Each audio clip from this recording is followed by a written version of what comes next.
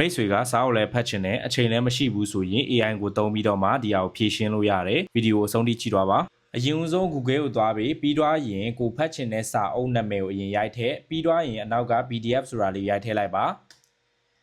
ပြီးတော့ရင်ဒီနေရာက website တစ်ခုခုကိုနှိပ်ပေးလိုက်ပြီးရင် download ဆွဲပေးလိုက်ပါ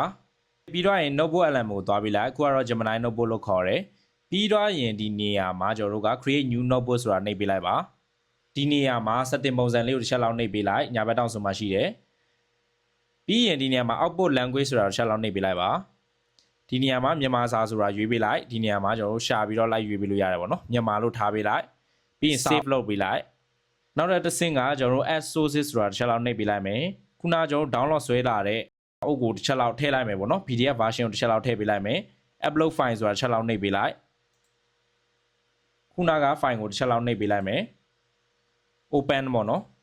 ခဏလောက်စောင့်ပြီးတော့ရင်ဒီလိုမျိုးပုံစံလေးပေါ်လာမယ်ပေါ့နော်ပြီးရင်ဒီနေရာမှာကိုကြိုက်တဲ့မေးခွန်းတွေကိုစပြီးမေးလို့ရပါပြီစာအုပ်တစ်အုပ်လုံးဖတ်စရာမလိုဘဲနဲ့ကိုလိုချင်တဲ့အပိုင်းလောက်ပဲမေးလို့ရတယ်ပေါ့နော်တကယ်လို့ဒါမှမလုံလောက်သေးရင်ကိုကဒီညာဘက်တောင်ဆုံးကအတန်ဖိုင်နဲ့လည်းနားထောင်ချင်လို့ရတယ်ဗီဒီယိုအနေနဲ့ထုတ်ခိုင်းပြီးတော့မှနားထောင်ချင်လို့လည်းရတယ်ပေါ့နော်ကိုက AI ကိုသုံးပြီးတော့မှ website လုပ်နည်းတွေကိုသင်ချင်းလေ့လာချင်ရင် comment မှာ AI လို့ရေးခဲ့ပါကြည့်ရှုပေးကြတဲ့အတွက်ကျေးဇူးအများကြီးတင်ပါတယ်